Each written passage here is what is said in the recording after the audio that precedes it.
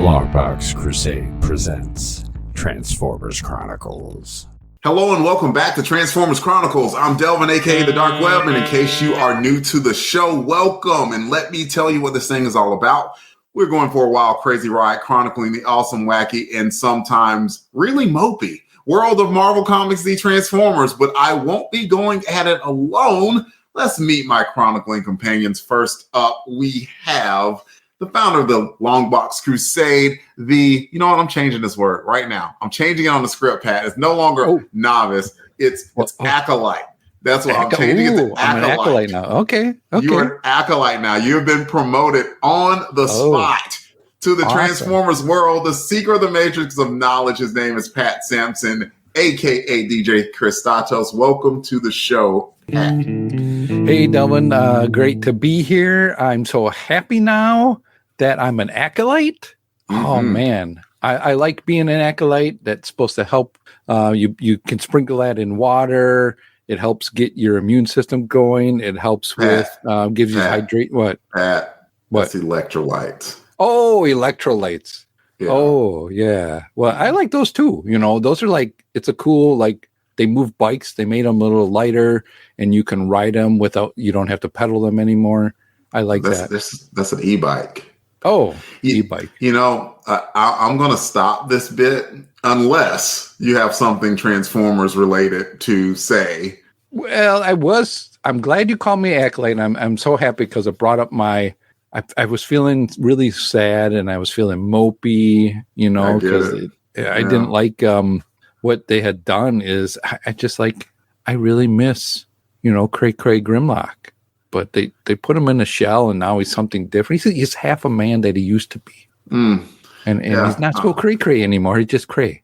I don't know. That phrase reminded me of Stone Temple Pilots, and I was a big Stone STP fan back in the day. After shell. Yep, exactly. Don't worry about it, Pat. I get the feeling that Grimlock will have more cray days in the future. Woo! All right. It's something for you to hold on to. Grimlock has quite a few transformations to go through as a character, and we have 20 issues of Transformers to go, 20 episodes of Transformers Chronicles to record. We got some stuff to talk about, but for now, let's talk about our guests that came. We got a Pat, and now we have a Matt. And by the way, I'm sure I've advertised this once or twice or 100 times on the show, but we have a Crusaders Club as a part of the LONGBOX CRUSADE that the Transformers Chronicles is proudly under the umbrella of. And sometimes part of the benefits of being a part of the Crusaders Club is that we might contact you the day of a show and say, hey, do you want to come on to a show and do a recording? Such is the case with a friend of the show, Crusaders Club member himself, Matt Passo. Matt, welcome back to Transformers Chronicles, sir. Thank you for having me, guys. Yeah, one of the great benefits of being in the club is in less than 12 hours notice, you can be on a show. That's right.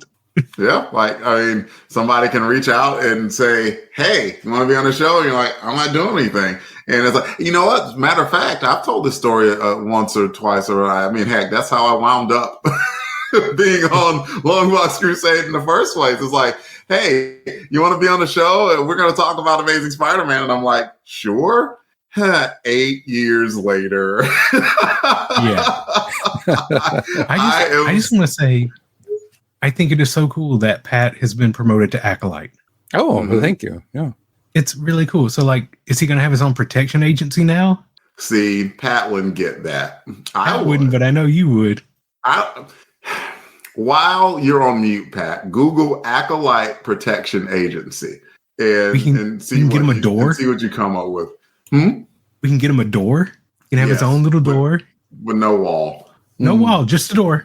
That's all you get. Yes. So I'm going to cut your bit off unless you have anything Transformers related to say, Matt. You know, a lot of it I will say for this issue and the stuff because it was a fun read.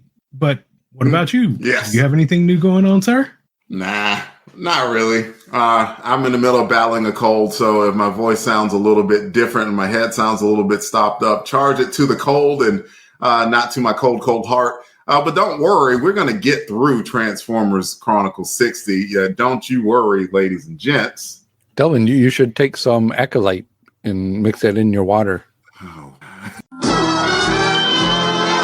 The purpose of this podcast will be tackling all of Marvel Transformers comics in order, starting with issue 1 and working our way to the series end at issue 80. We will answer any questions that are brought up to the best of our ability and see how these books we loved then as a kid hold up to our eyes as an adult now. This podcast is guaranteed to be, you guessed it, more than meets the eye. So Pat, Matt, both of your crazy bits, let's see what happens when our new Pretender pals get into some interesting shenanigans right after the promo break. The Transformers will return after these messages. Jeff and Merc present Unpacking the Power of Power Pack, where we journey through each issue of the most underrated Marvel series of the 80s while drinking beer. analyzing awesome and amazing adolescent adventures, and absorbing alcohol. We got kids with powers, we got villains with attitude. We got superhero guests, like all of them from the Marvel Universe. We have thematically appropriate beer reviews. We have good jokes and bad song parodies. One stop for all your Power Pack pod-pleasing procurements. And we got alliteration. Find Unpacking the Power of Power Pack wherever fine podcasts are played. Costumes on. We now return to the Transformers. Welcome back. The issue we will be covering today is Transformers issue 60, and here's me with the cover description. Let's see. I do these from time to time. I got the book right in front of me. We have in the corner box the classic Optimus Prime laser rifle in the right hand, pointing at us in his left hand, looking all cool with the classic Marvel Comics logo on top. Let's see. The Transformers logo is going to be the futuristic one from here on out, I believe. And it is white highlighted, and it is like a pink color. That's the main fill of it. On top of that, it says, introducing Bludgeon. And then it has a blurb right by the trans part of Transformers that says, they're back. Jazz, Grimlock, Bumblebee, the classic Pretenders. A lot of letter boxes in this one. There's a couple more. One that says to the bottom of the corner box, it says the Autobots have 3 great heroes. And then you get to see a diving, looks like a samurai. And they're like surrounded by like this computery matrixy type doodad thing that's going on, and this samurai, which we can assume is Bludgeon. Okay, we know it's Bludgeon. He's diving and he's looking at or diving towards 3 Autobots, Grimlock, Jazz, and Bumblebee. And he is saying, but not for long. Hopefully that was decent. It's also worth noticing or mentioning that you've got Bumblebee. Bumblebee's in his Pretender shell. Jazz is not. Jazz is in robot form. And Grimlock, for the pleasure of Pat and Pat alone, is in his dinosaur mode. Now, with that, Pat, what do you think about the cover? I think it's a very interesting cover. I'll start with the Transformers logo. It's cool. I like that the pink, the fuchsia, I guess, color. You know, this is like totally... wow, man, it's got a cool looking cover that takes me back then. If this was like at night where you would turn and put on your black light where it would then make things glow, this would be cool to have that done in like that, especially with the walls that you mentioned that are kind of like, you know, kind of computery looking walls. But they're using really, you know, brighter colors as well too. I think this would really look cool, like like one of those velvet black painted posters you'd see, and then when you put the black light on it, it lights up and it really looks cool. I think it's really neat looking. You also mentioned something I was going to point out is you don't have all 3 Pretenders there. You just have Bumblebee in the Pretender, but you have, like you said, Jazz in the robot form and Grimlock in his dinosaur form. I think probably a better play. So then they could call at least those 2 out and people would understand, you know, who they are looking at this. I didn't know who Bludgeon was, but I figured he might have been a Pretender too, because he's kind of got that samurai look. Did we see Bludgeon before? Okay. Which is why they said introducing Bludgeon. And that's what I was going to ask. I'm like, have I seen this guy or have I not seen this guy? You have not. And then at the end of last Chronicles, I said that we're going to be introducing, but I need you to pay. Do I have to take back the Acolyte tag? I mean, you just. No, that's fine. It's mine now. Okay. You're on notice, Samson. And while you're on notice and I'm glaring at you, I'll turn another eye to Matt. Matt's going to talk about the cover. You know, the cover is pretty cool. Bludgeon is one of those like designs I really, really like. You've got the whole samurai look. You've got the sword mixed in with robots. So you got like the whole little crazy mecha fighting thing. So when I saw that he was on the cover, I'm like, ooh, I was already kind of like drawn in a little bit and intrigued because I literally know nothing about the character except what he looks like. And I'm like, cool. That's all I need to know sometimes. Right? Yeah. And then the other little piece, like you guys said, like the walls, the floor. When I was doing art back in high school with like 90s comic stuff, these were the kind of walls and things I loved because it's like, it just give you a lot of different texture to play with. I got you. And I actually, while I smiled in with Pat and said that they drew Grimlock and Dynamo for him, I get the feeling that Jose was like, we didn't see too much Dino Grimlock inside the book. And I think that Jose liked drawing Dino Grimlock. And was like, great. Yeah, it's like, I'm going to put him on this cover because to me, like it maybe would have made more sense for the purpose of toy advertisement if all three of them were in their Pretender shells. And in that, there was a decent amount of white space. They probably could have put them in, but it kind of seemed like, artistic license there where, you had Bumblebee. Like if you look at some of the details in the book, he kind of prefers being in that Pretender shell in a sense because he felt more respected.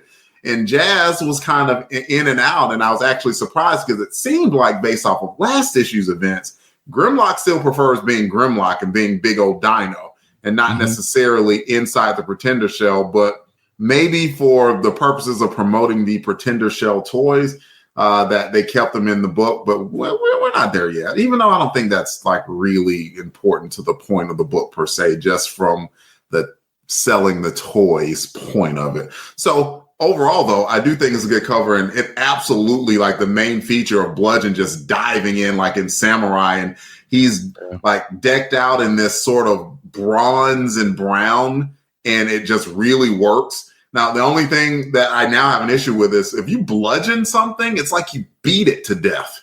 And his main thing is a sword. He's not beating you to death. He's slicing your head off. That's not bludgeoning. That's sword play. He's a Decepticon. He probably just beats him down with the flat of the blade because he's just like, he's that mean about it. He doesn't want to end it quick. I mean, he ended it pretty quick on one of those little mecha Autobots in the book, but I digress. Here on Transformers Chronicles, we rate things on a cover 1 to 10. So we're going to rate this cover on a scale of 1 to 10 to describe what we think about it. Pat's thinking. Matt looks a little more ready. And, I probably should have started with Matt first in that he's the guest. Yeah, he's been here. He's been here a time or two. So I kind of forgot that. But in any event, Matt, 1 to 10, what would you rate the cover to Transformers 60? I would give this one a 7. I like it well enough. The colors are great. I would almost rather see Bludgeon's face, but then they would have to really change the angle of the camera. Yeah. So I get why they did it that way, but a 7. It would have been interesting if they could have somehow done it from the Autobots' point of view, but I do like the bird's eye view, and you got Bludgeon diving in seemingly out of nowhere, and it doesn't even matter because he's a samurai, and samurais often appear from nowhere. Since I'm talking, I'll give it an 8. I think it's a good cover. Mr. Delbo, Mr. Bulinati can take a bow on this cover. I think it's very good. I mean, Bludgeon looks striking. Like, even though you don't get to see the whole of, I didn't mean that, and pun intended, or it was completely unintended. Anyway, he drew me in. Like, I mean, I thought this was, I would be drawn in, especially if I knew anything about the Transformers and I didn't know about this guy and I saw that he looked that cool. I'd be interested in looking at it. Pat, what would you rate the book? Well, I'm going to take what you said right there of, I didn't know anything about this guy, and he drew me in. I just knew that silhouette is, and that sword. It's like, okay, this guy's samurai. You got me now. I'm interested. I want to see what's going to go on. And so the detailing on him too is the line work. Just this whole cover is really good. I'm going to give it a 9. I liked it. It pulled me in. I seeing Grimlock, seeing Jazz, Bumblebee. I still got to get used to that, but I really, it pulled me in with Bludgeon here. And the colors. You got to get used to it, Pat. It's new, improved Bumblebee. He used to be small. Now he is mighty. He's respected, even feared. I'm getting into the book again. You know what? We should be getting into the cover credits instead. And Pat's going to read that for the listening audience. Well, Devin, I'm glad you asked. We are covering Transformers issue number 60. Its on sale date was September 26, 1989. It's a number, another summer. And we're going to get down with the sound of the funky drummer. Let me pause you there, Pat. Matt, do you get that reference? I do not, and I'm just like 1 year younger than you. Okay, I figured as much, and I wanted to say it beforehand because here's a little bit behind the scenes, guys and girls. Like, if you have ever listened to any of our other shows, then you've probably heard Pat make that reference before, so you might know it. And Pat, being the excellent DJ he is and has like sound clips at the ready, dials in a little bit of the Public Enemy song, Fight the Power, which is where he got that from. Now, on this show, most of the time, I at least, especially recently, I've done the cleanup of it. And like anytime that sound comes up, I'm just like, I'll just let Pat go along with it because I don't feel like digging up the clip. And I could ask him, and it's probably as simple as just sending it over Google Drive. But in any event, Pat, keep going with the cover credits. All right. I'm not schooled in Public Enemy. Ooh, you should. I know very little Public Enemy. Oh, man. You got to listen. Anyway, did I say it was cover date or I didn't get that far yet? Who knows? Just keep going. All right. Cover date was December 1989. Another summer. Cover price was $1. Story is by Simon Furman. Pencils go to Jose Delbo. Inks, Dave Hunt. Colors, Nelson Yantov. Letters is Jim Massara. Editor is Don Daly. Cover credits go to Jose Delbo and Danny Bulinati. Thanks to Mike's Amazing World and tfwiki.net for that information. Delvin, back to you. Thank you, Pat. Let's get to the synopsis. It is a world transformed, where things are not what they seem. It is the world of the Transformers. The Transformers, more than meets the eye. Autobots wage their battle to destroy the evil forces of the Decepticons. Transformers. The Transformers from Marvel Comics. The title of this issue was Yesterday's Heroes. We're definitely owed a slowdown issue based on the explosive results of last issue, right? Sort of. On the arc, Optimus is definitely slowed down, lamenting the death of his friend Ratchet in a seemingly never-ending war with the Decepticons that has claimed so many lives. Optimus basically has come to the conclusion to give up, which neither Cup nor Hot Rod are too pleased to hear. On Cybertron, with the newly resurrected Grimlock, Jazz, and Bumblebee, the Autobot resistance there is having a resurgence. And while they're stacking wins like a win stacking machine, the bigger war is on Earth. And so after one last fuel raid, they and some Micromasters go back to base to teleport to Earth. Present Decepticon leader Thunderwing dispatches Decepticon pretenders Bludgeon, Octopunch, and Stranglehold. And Thunderwing has an ace up his sleeve. He placed trackers in the fuels the Autobots raided. So Bludgeon's team is making a beeline towards Autobot base. Back to the arc, Optimus is basically about to walk off into the moon set. Yes, I said moon set. They're on the moon. He walked away. So Hot Rod comes up with a great idea. Activate a huge droid that he can control that will seem like it's threatening the Autobots, and Optimus Prime can make the save. Does it work? Well, yes and no. No, because Hot Rod immediately loses control of the droid, but yes, in that Optimus Prime wrecked that droid and got his groove back. And on Cybertron, right as Grimlock and crew are about to transport to Earth, the Decepticons attack. And instead of teleporting to Earth, both Autobot and Decepticon get transported not to Earth, but to the center of Cybertron itself, where they come face to face with Primus. Primus? Yeah, they're God. Really? Yeah. So let's talk about the book. On Transformers Chronicles, we take turns bringing up something from the book, starting with, not limited to, goods and bads and stuff, you know. Hey, you know, we've kind of abandoned that, really. We just kind of talk about stuff, and I'm okay with that, too. So, Matt, talk about stuff. Go. I want to talk about Optimus Prime. Everything is awful. I know. I saw it. The first thing is like, I had to read it like twice ago. Like, is he whining and what's going on? What made me laugh about it was that it's like Perceptor deceased, Power Glide deceased, Ratchet, no, Ratchet. Screw these other guys, it's Ratchet. Like, oh, it's a shame. Oh, but they got Ratchet. No. Yeah, Ratchet and was like, my friend. Screw the rest of those guys. Look at Perceptor. He's a nerd. Right. He was so overly melodramatic. I'm like reading this and I'm like, what have I stumbled into?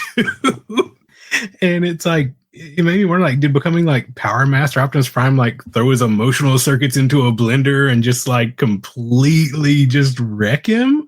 And then like just does nothing but sass the computer, and he's like, I'm going away. Where are you going? I'm going out, Dad. I'm going on a walk. I'm going away. And then he could transform into a truck. He could have just drove away. Fast. I didn't even think about that. He's like, no, I'm going to walk away slow so you know I'm walking away. I was too bad he didn't have like a stick and like a bag, you know, and like, I'm leaving home. I'll see you guys. And then he just needed some moon rocks to just kick down the road too. Just he was bummed out at the start. Ratchet messed him up. Yeah. If only they had another doctor to take a look at him, but oh well. For a war that has gone on for 4 million years, there are a surprising lack of medics. Like you would think they would be cross-trained.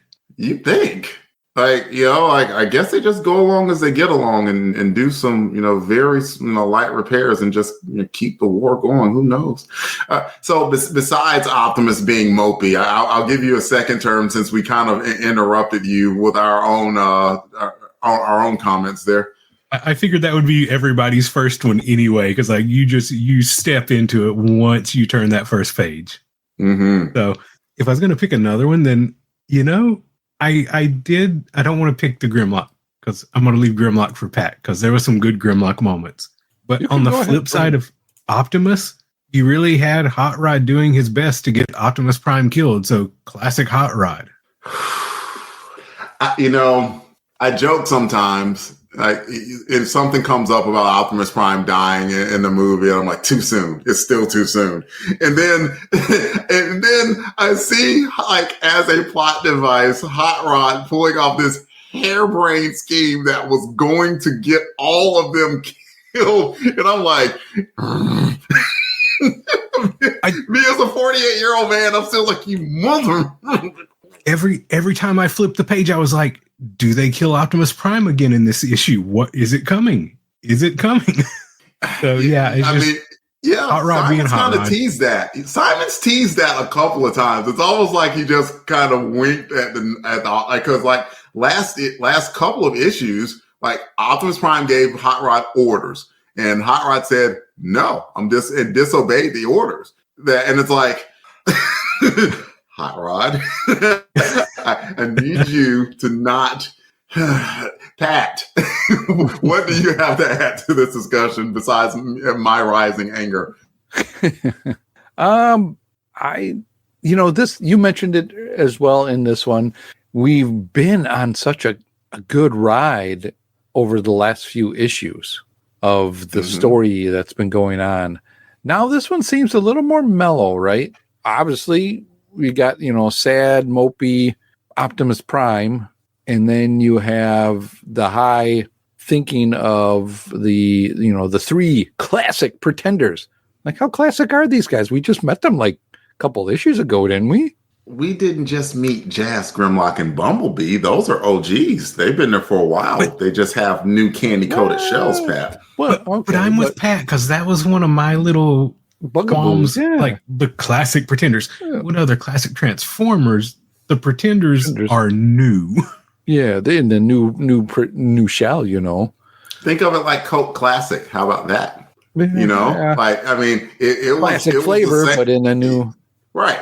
I mean, they're literally like it's new packaging, but it's literally the same Coke. So I mean, think about that. It's new packaging, but it's still Grimlock.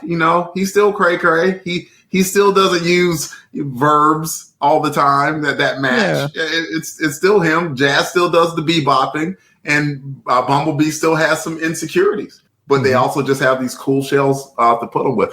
Hasbro needs to hire me. I just did an excellent job. You did.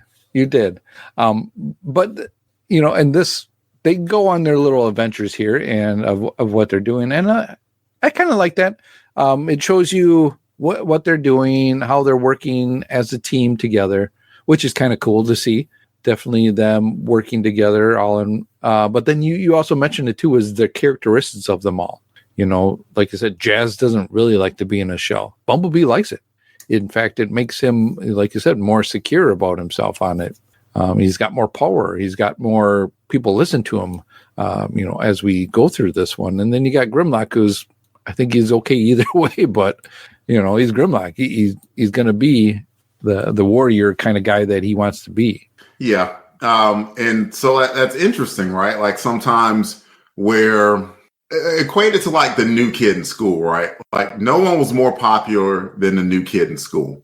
Like, and because everybody like, and let's just in this case put it in high school. You're the new kid in high school, and every one of the other kids grew up together. They already know each other. They already know their dumb stories, but this new guy comes in with this cool dynamic with the thing. And really, like after about a month, like the newness kind of wears off. It's like, oh, it's just Dave. Right. Like I kind of equate it to the same thing, but like for now, especially with Bumblebee, he's like I'm big, I'm mighty, I'm respected. Even though, heck, they just did it with Starscream, right? Mm-hmm. Last issue, Starscream was coming out, had the pretender shell, was like wrecking people left and right, but as soon as he got hit, it was like, it turned back into just sniveling old Starscream. I think it's very similar. So even like and so he's kind of a classic pretender too, to use that term, right? So so it's interesting. Just you still have these new shells, but it's still the same robots, the same personalities. Pat agrees with that in his silence, I'm assuming. So we're going to go to Matt again. Matt, what do you have? I was going to say round two. We're just talking. What do you have else to add to the story? I've listened to the past few episodes, kind of like I do. And thanks for that. You guys I think you mentioned Thunderwing, and for some reason, like my brain went to Dreadwind. And then when I looked and saw this, I was like, oh, they're not the same person. And so I looked up a little about Thunderwing, and he's actually pretty cool looking character. And now I'm like, oh, I need to know more about this guy, because now he's kind of running the show for the Decepticons. And I'm like, all right. I don't know what toy you've got picked for the spotlight, but man, that Thunderwing toy sounded really cool. And I would like to get one, but it's probably very expensive. Man, I mentioned on episodes past that I had Pretender Starscream. I remember that. I did not have Thunderwing, and I don't know anybody who had Thunderwing. And I agree. Like, listen to that name, right? Thunderwing. Like that sounds like somebody that's kind of badass a little bit, right? And then sure enough, he's sitting there on that throne in his pretender shell, but he's looking formidable, right? Right, but he's kind of like half lounging, like, I don't care. I'm running the show, and you're not going to say no to me. So you're going to go track these guys down. and he was being big picture guy.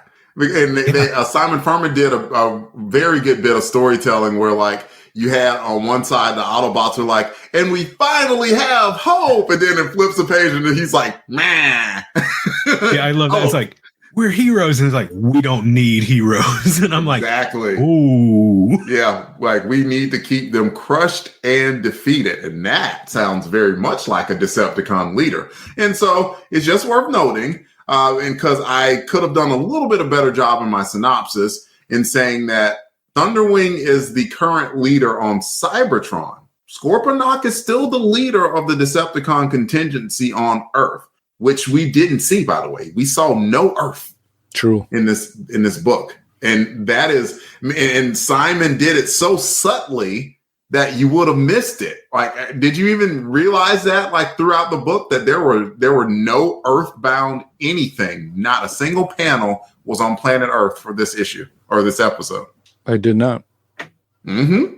Like, I just happened to notice it, and just like that's interesting. But as I've discussed, that's something that Simon Furman was very interested in doing, is getting the story of the Transformers, like, not just Earthbound. That he wanted it stories told again on Cybertron on the robot planet, because they're robots. Like that he was like, oh, we're going to Earth.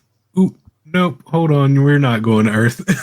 Not quite. And so let's talk about that. Like, you know, it's a good piece of storytelling. Like, I just continue to be more and more impressed with Mr. Furman, and that Emirate Zaron was the first person that mentioned the name of Primus. And then Bumblebee, like, such a good bit of storytelling. Emirate Zaron, I think, may have appeared in the book. I've heard the name. Like, I mean, he's kind of like that Cybertron Autobot dude. I think he may appear like maybe in the 17 or 18, maybe. Don't hold me to that.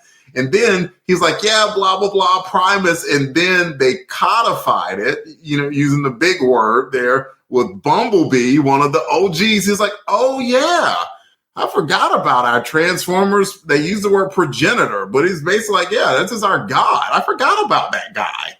And sure enough, they got teleported at the end, and they find themselves in front, literally, of Primus.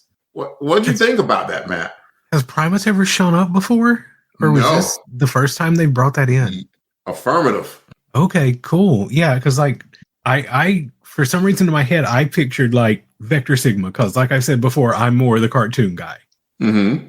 And then I'm like, okay, I know Prime and Primus and all that from all the movies and other iterations. And I was just like, I don't remember Primus in any of the ones you guys have talked about and the ones that I've read of the series so far. So it's kind of cool delving into like the lore of their history that's just getting created as this is being written.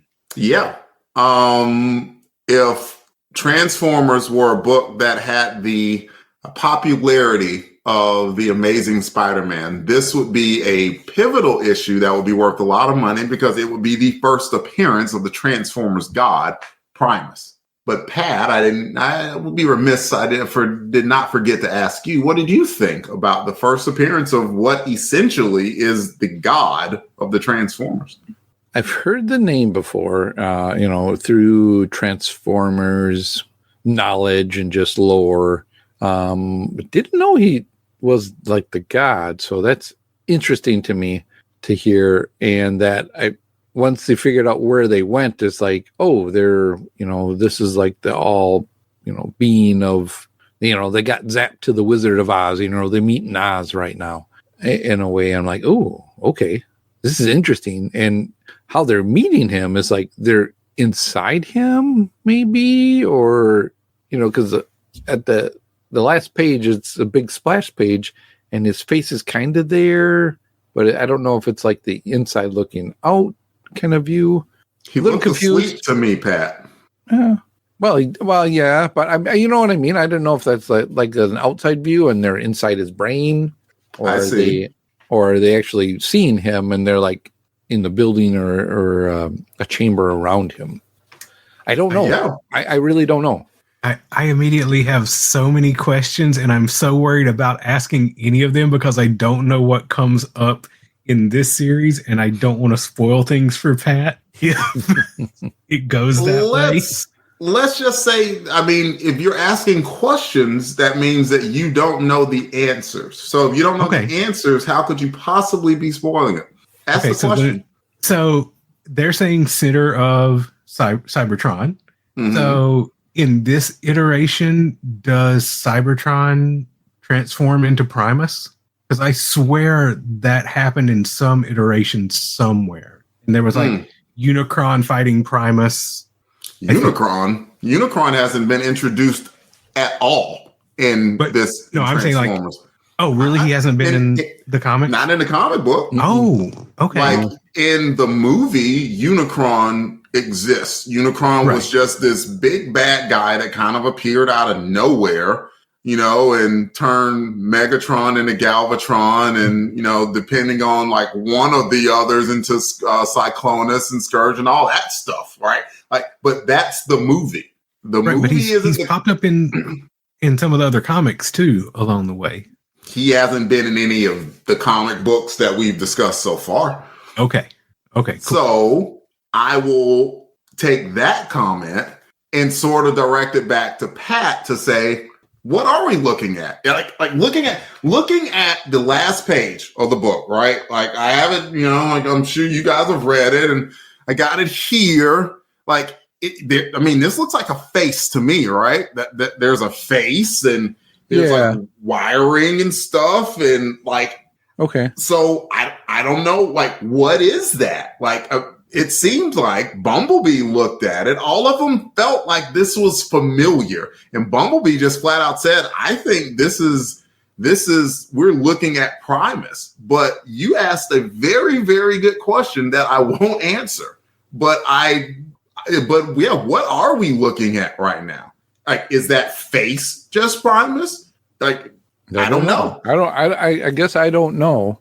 But I'm assuming, you know, they're, like I said, they got into the center of Cybertron. Mm-hmm. So they're in the core of Cybertron. So from that, they think it's Primus.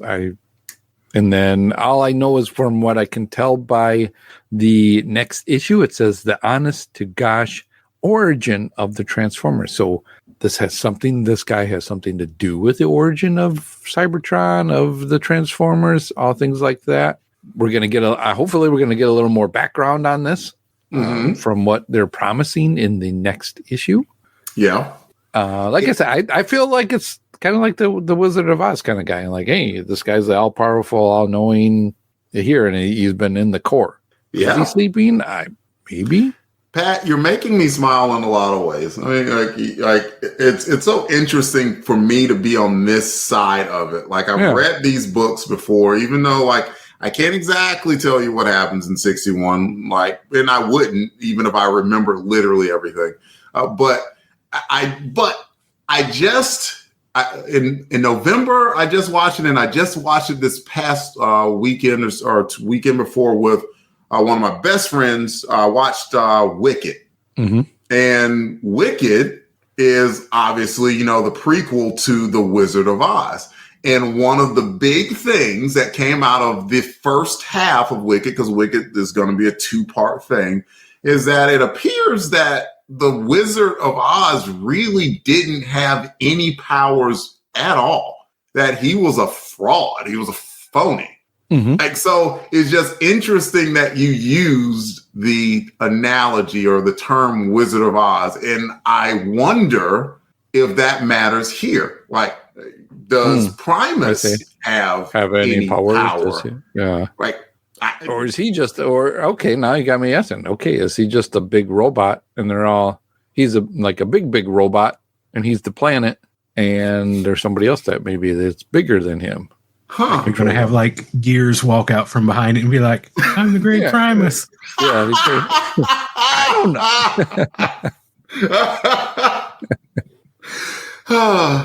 That got a real good laugh from me. Like, that's a genuine laugh.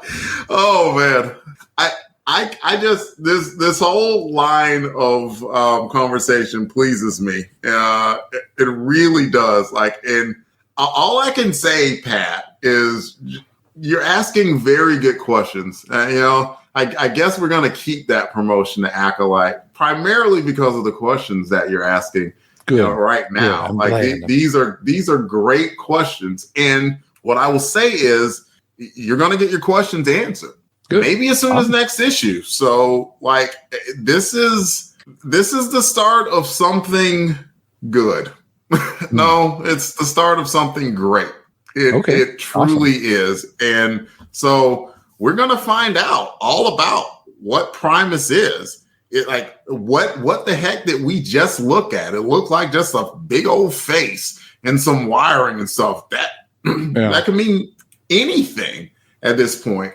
And it's so interesting just hearing a newcomer's perspective of this, because I looked at it and I was like, I knew what it was, even though I didn't at the time that I looked at it. But I knew what it was upon reread. And you haven't not read this before. And then Matt comes in not quite knowing where it fits in, and I have to sit here and just kind of keep everything sort of contained in a which is so great about the way we do this right now. It's fun. That's the great thing about toy lines that have lasted for so long, like Transformers, G.I. Joe, all of them. There's so many different continuities, and like I know it for one way, Delvin knows it for multiple of them, and Pat's picking up on it, and I'm just like, this is familiar, but I don't know what comes of it here. Because I've never read these comics. And this, go ahead, Pat. Oh, I was just to throw us on a side comment, but prior to us recording, Matt and I were on, and I know how you feel, Delvin, because I felt that way when I was talking to Matt just a little bit ago about Robotech, and I got him starting to read the books. And I'm, he's the novice, so to say, and I'm the one that knows, I don't know a lot about, Robotech, but I can feel that excitement, like, oh man, I can't wait till you know this and that, and just it's so exciting to, to hear somebody's interest and enjoyment in their first, of like, I'm so happy to share it with you. So it feels like an equivalent to seeing kids open presents for Christmas. Because while I'm not a parent, I absolutely have seen nieces and nephews open presents and stuff, and remember how excited I was to receive gifts and stuff like that. And in a way, that's what this is. You get to, I'm getting to see my friend unravel a gift that I did 35 years or so ago. Matt, go ahead. You had something to add. It cracked me up because, like, I've seen like the Robotech cartoons, and I'm like, I just read book 1, and Pat's like, oh, wait till you read book 19. And I'm like, that's 18 books away. Calm down.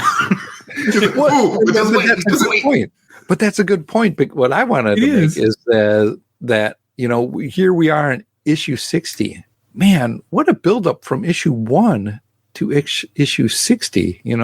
All that I've learned, and yet there's still more to learn. There's plenty to learn. Plenty. And I'm still here, and I'm looking forward to it. Yeah, I'm still here, and I'm looking forward to this journey yet. So cool. So with this did have to do with the book. I was going to say we got off track, but not really. Did we miss any big points in the book that anybody wants to cover? I thought it was cool. I will. I mean, in that Optimus Prime, if he isn't my favorite character of all time, he's probably number 2 because Spidey's my guy. But it's kind of a similar thing, right? What I loved is that Optimus Prime, while I think his moping was a little bit over the top, it brought him back to like the guy that we all knew that he was and loved. And it's like, and he saw that his friends were in danger, and it was like, nah, we're not having that. Bam, boom, bam, bam, done, over. Like, I'm Optimus Prime, you're some stupid droid, be gone. Like, to see those, like, just those action beats from Optimus Prime will always make me happy. Yeah, that's watching that fight. I would like to have seen that animated. That would have been really cool. He had his little Prime pity party, and then he got to move on through it, and he's back. Yeah, I think it was a good way to kind of reset things. Especially for Prime, all that he's kind of been through with him dying, coming back again, kind of his mind where it's at. I think this may give him a reset, you know what I mean? And now he knows what his mission is. He knows why he's here. So, moving forward, it's all about about being Prime.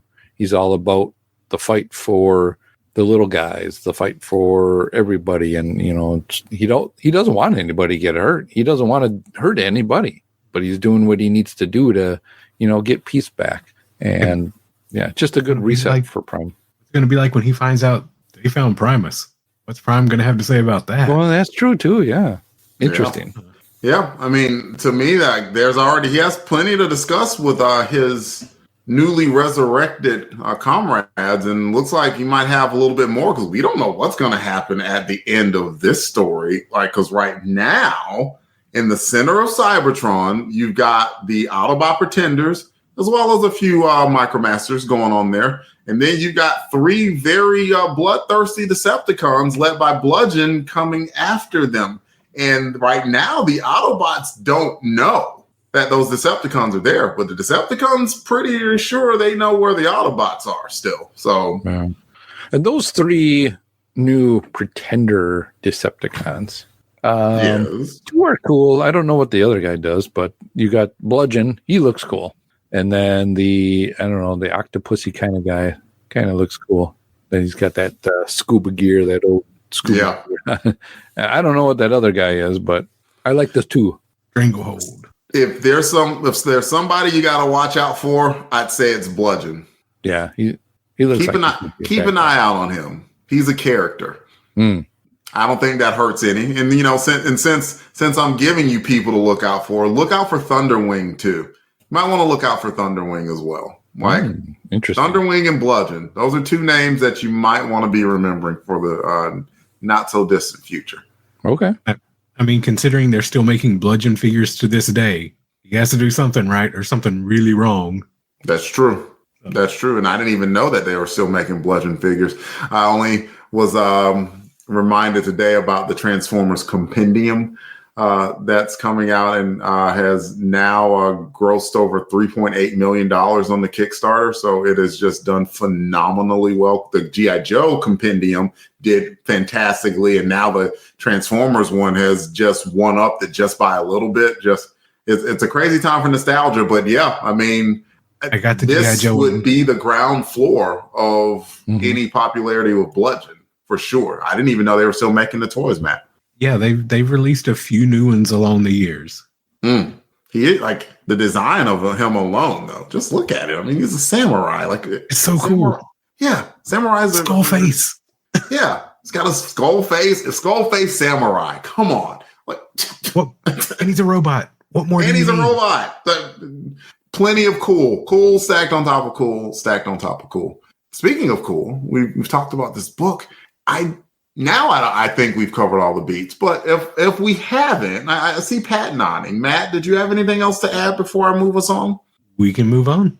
Well, since Matt says that we can move on, let's talk about who has a touch, where we talk about which character in the book stood out the most. Autobot, Decepticon, or human? Would anyone like to go first? Matt shrugs. He comes off mute. He says, I'm giving the touch to computer. You laugh. No, that makes sense. But computer, for all the grief that Prime was giving him, computer just kept giving him the logic, kept telling him what he needed to hear. Prime didn't want to hear it, but computer was there and computer knew what was up. For me, for just being like the voice of reason and common sense that Prime needed to hear, computer has the touch. I like that. Off the wall with the computer. I'm going to say that's the art talking. Like that in my head, it was the art that was talking to him. So, okay. Or Teletran 1, if you for the cartoon. I wanted to call it Teletran 1, but I figured they would call it Teletran 1 if they wanted this. I'm just like, all right, it's computer. Because I think Prime would call him Teletran 1. I agree. Like, I don't know. I wonder why they didn't call him like where the disconnect was there, like, because it was always the arc in the comics, but they never called it the arc in the cartoon. They always call it Teletran 1. Anyway, True. Pat, who had the touch to you? I think Matt picked a good one. I guess the only other one I could think of is Thunderwing. I think if you go through this issue, he's got the smarts. At least he knows what he's after, and he knows what needs to get done. So, yeah, I'm going to go with him. Okay. I think Thunderwing's a good, I mean, he had a very good plan of snuffing out the Autobot base where they couldn't find them. So he did take the Autobots' victories and kind of turn it into a defeat, because like he gave them some irradiated fuel that of course they had to use. So yeah, that was a very smart plan. I'll go with Optimus in that, like, I just love that he got to wreck shop at the end. And it's like, even though like he needs to have a talk with all the Autobots that got taken out by one droid, like, come on, y'all. Do I have to save everything? So yeah, but I do give him credit. Like, just that scene where it's like the droid was just left with nothing but eye beams, and he was like hitting Optimus Prime with an Optimus Prime, just shrugged it off and just ripped his dang head off. Like, yes, you think your eye beams are gonna stop me? I'm freaking Optimus Prime. Loved it. All right. So with that bit of happiness out of the way, we're gonna get to a little bit of sadness and talk about who was the worst in the book. We talk about the character that was out of touch. He was the worst in the book, and his name is Hot Rod, in the segment called Less Than Meets the Eye. I'm not giving any of you any choice. It's freaking Hot Rod. I about strangled him. If it were possible for me to reach my hands through the book and strangle a character, it would have been Hot Rod. Go ahead, talk about it. I don't know what else there is to say about it. Hot Rod, you make this robot up to try to help Prime, but it backfires on you. A stupid thing to begin with anyway. You could have just went, hey buddy, we know you're down. Why don't we go and have some, drink some whatever energy cubes or whatever, and let's talk about it. Yeah, I mean, is his follow-up going to be like juggling the last 4 volatile energon cubes, even though he's never done it before, in an attempt to not blow up the base just to cheer Prime up? I mean, come on. I do love, I mean, every writer has a character, sometimes two, that basically is them in the book. You get what I'm saying? Like, I remember years ago, like when Brian Michael Bendis just started on the Avengers, and like all of this stuff was this random like craziness was happening left and right. And finally, like, he had Doc Strange in the book, and Doc Strange was literally Brian Michael Bendis. And he explained it all, was like, Scarlet Witch, she's crazy, y'all. She's always been crazy. And like, just explain that, like, that was the expository character that Simon Furman like used in this book, kind of. So like, it worked, like but it worked to similar effect. It's like, sometimes you have to find a way to say, hey, this is what I want you guys to see in the story, Yeah, it's one of those things, like with Hot Rod, like, I liked his design and stuff as a kid growing up, so he looked cool, looked flashy. But then the more I watch and things and read as I grow up, I'm just like, does he ever do anything right? Other than just like being in the right place at the wrong time? Somebody has a good defense for that. I'm sure somebody does somewhere. Yeah, so now's the time for overall ratings for the book. To recap for the audience, we honor the old tech specs. Yeah, you know how it goes. 1 to 10 for Transformers 60. I was going to say we had a good discussion, like that's a surprise. We normally do have good discussions on that. And it's easy when the stories are good, right? Pat, you want to go first? You want to tell us what you rate Transformers 60? I'm going to rate it at an 8. I feel that it was good. It wasn't over enough. I think the fight with Prime and the battle with the robot, and it's like, a good slow pacer, bring us down, get us ready for the next issue. I think that what this one was.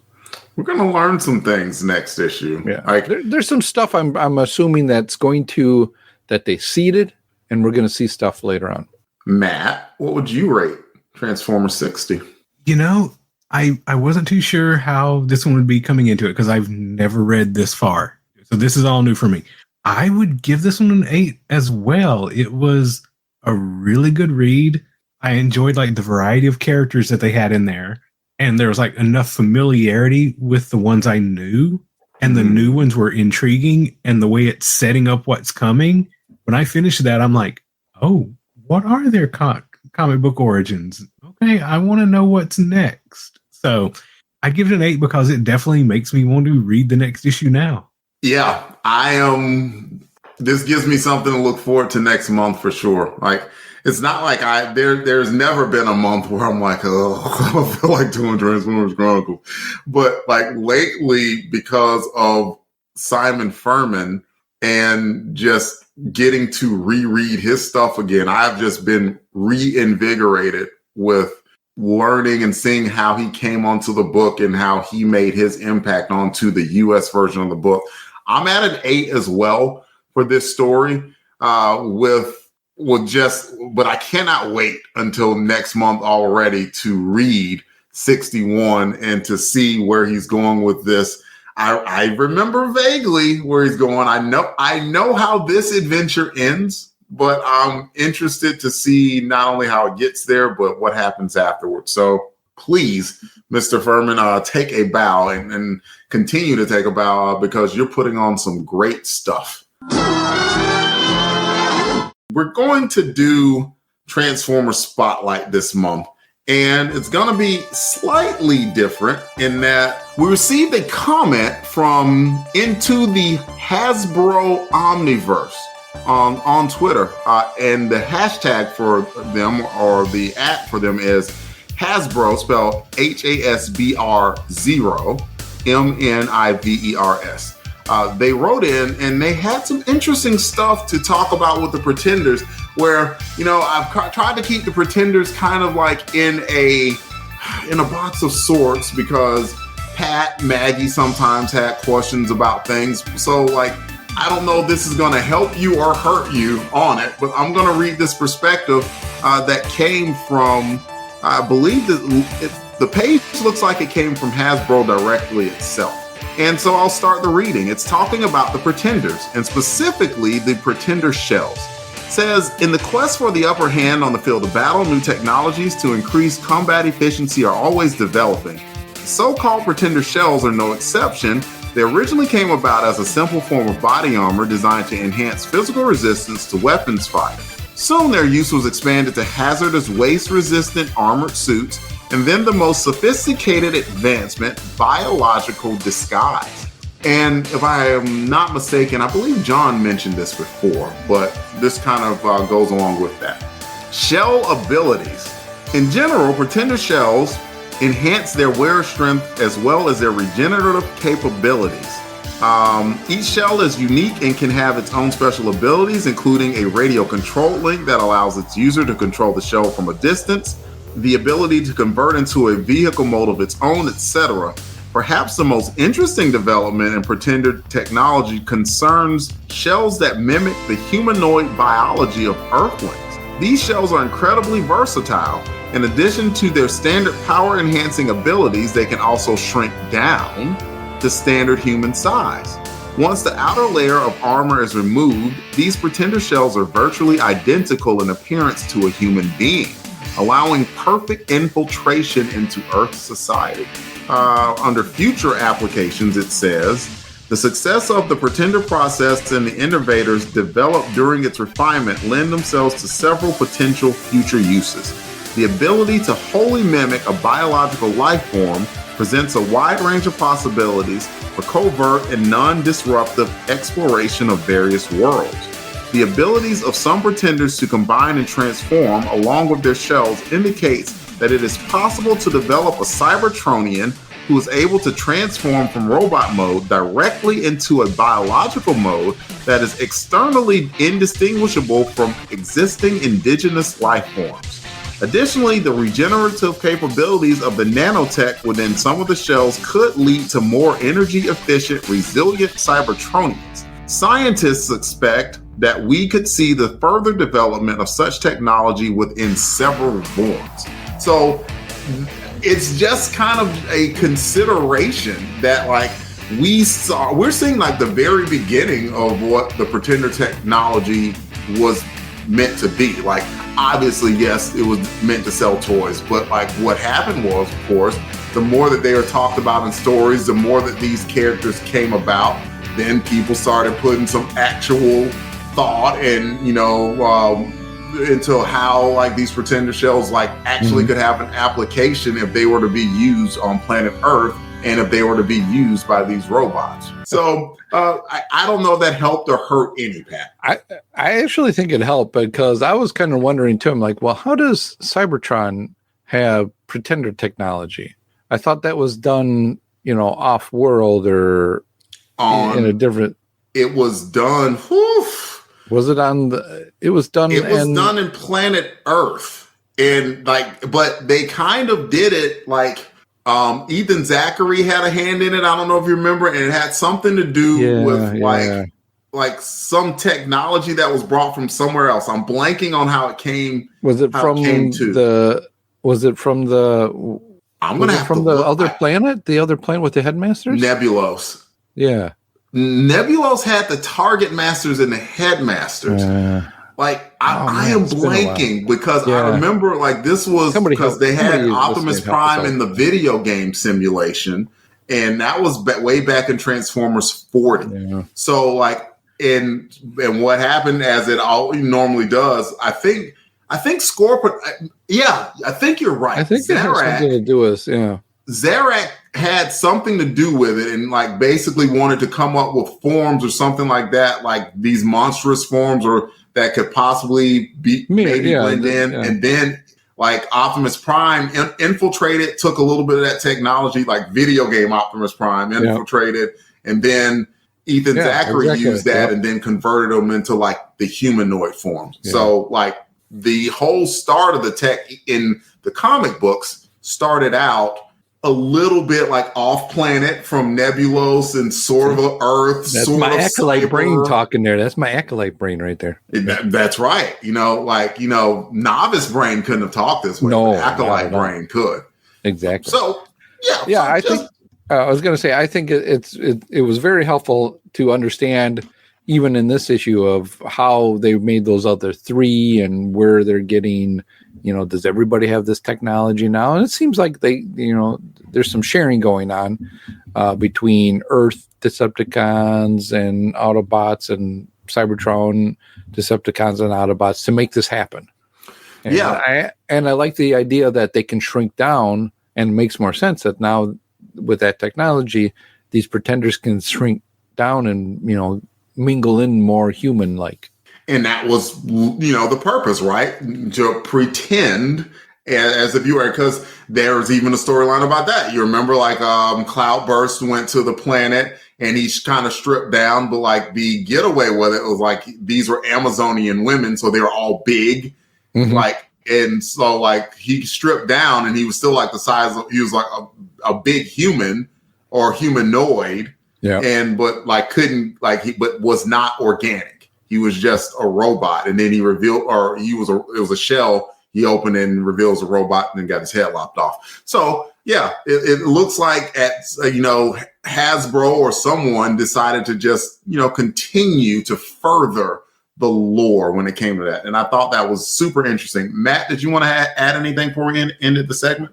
Yeah, those types of lore dives are one of the things I love about things like Transformers. It's like, I don't know if that was Hasbro or if a fan came up with that or if they pulled it in from a ton of different places, but that's the kind of stuff that makes you go, ooh, what else could be going on? Or maybe this one character we don't know about, maybe they could have been a Pretender or something. So it leaves the door open for so many things. Yeah, and for a guy like me, a lot of times I'll have the imagination to read something and just accept it at its face value. Mm-hmm. So when I'm confronted with questions like, Pat had, or sometimes Maggie has, about like, certain different things. Like in my head, I'm like, why are y'all reading so much into it?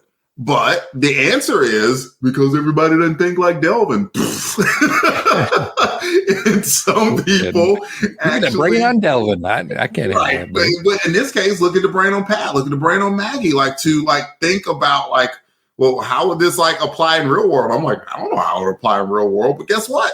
Somebody else thought that too, and they started coming up with lore on it. So that's even another level of imagination and wonder that a guy like me normally doesn't. I'll read it and say, hey, that's cool, or I don't necessarily agree with that, but I generally don't deep dive so much to think about the lore, but it's very fascinating for those who do. And so I really want to thank Into the Hasbro Omniverse for sending that to us via Twitter, via X, and just because it just sparked some super interesting conversation. So thank you so much for that. And please go check out their Facebook site. And the tag from the X handle is Loving Everything Transformers, G.I. Joe, ROM, Micronauts, GoBots, Mask, Air Raiders, Gem, Visionaries, Inhumanoids, Centurions.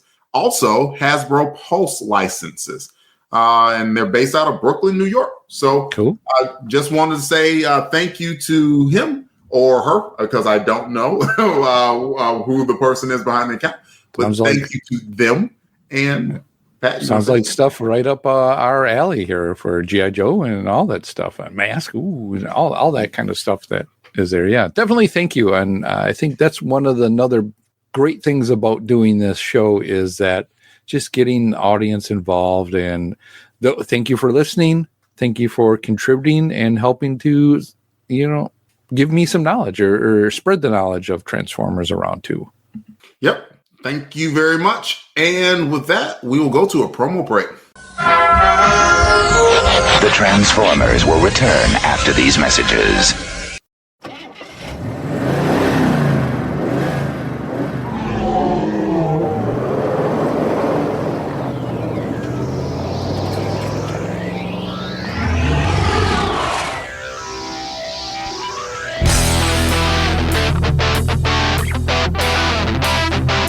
Xenozoic Xenophiles, a fan podcast devoted to the comic series Xenozoic Tales. It's a post-apocalyptic adventure series filled with Cadillacs and dinosaurs. I'm Ruth. And I'm Darren. Please join us as we discuss the stories, characters, and art in this excellent comic series from writer and artist Mark Schultz. Special episodes feature interviews with Mark Schultz himself discussing Xenozoic Tales and his other comics. Listen at Podbean, iTunes, Stitcher, Google Play, and YouTube. Follow us on Facebook, Twitter, and Instagram, or visit XenozoicXenophiles.com. Xenozoic Xenophiles is part of the Rad Adventures Network at radadventuresnetwork.com.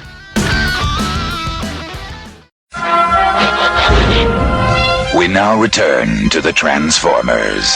Ladies and gentlemen, that is the show. Please come back and join us for the next episode where we discuss Transformers issue 61, where since we just met the Transformers God and all, it's a good time for in the beginning story, right? If you'd like to hear more from us, Longbox Crusade, y'all, we're in a lot of places. Twitter, X, Facebook, Instagram, Patreon. If you go to look for Longbox Crusade, you will find us. I mentioned Patreon at the top of the show. We have a Patreon for Longbox Crusade called the Crusaders Club. You can join us for only $1 a month. Also, just worth mentioning, if like Longbox Crusade, we proudly put out a lot of content, and maybe you don't want your feed that has all that content. You can look for Transformers Chronicles separately if you like as well on any of the podcatchers you can find, to include Spotify. As for the Longbox Crusade, please subscribe to our YouTube channel as well. You can find Transformers Chronicles on it. We have a do it live stream once a month, every second Sunday, and some new live stream recordings as well. I do one called called Come Out to Play, a New Warriors podcast. My buddy Jared does a couple as well. Come check them out. We have a voicemail that you can leave us voicemail comments on as well. 707-532-5269. That is 707-532-LBOX. Pick up the phone. Thank you, gents. You can email us at contact@longboxcrusade.com. And Matt, if there's anywhere that you'd like to tell us where you are on the internet, now would be the time to tell us. Well, you can find me floating around on Blue Sky, and you can see my daily toy picture where there are quite a few Transformers that have been popping up in there from time to time. That's How many days are you up to now? How many days are you up to now, Matt? I think today was 126.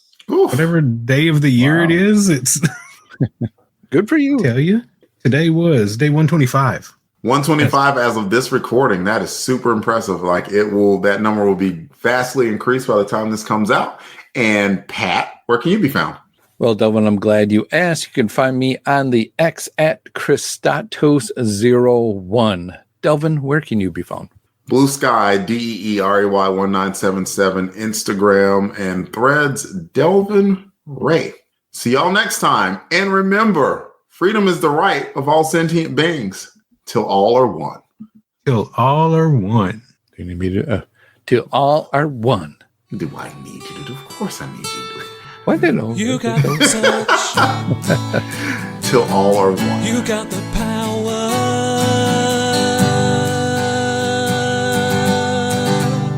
Yeah. All songs, song clips, and characters discussed are copyright of their respective copyright holders, and no infringement is intended, and it is for entertainment purposes only. We are just fans that like to share our love of comics.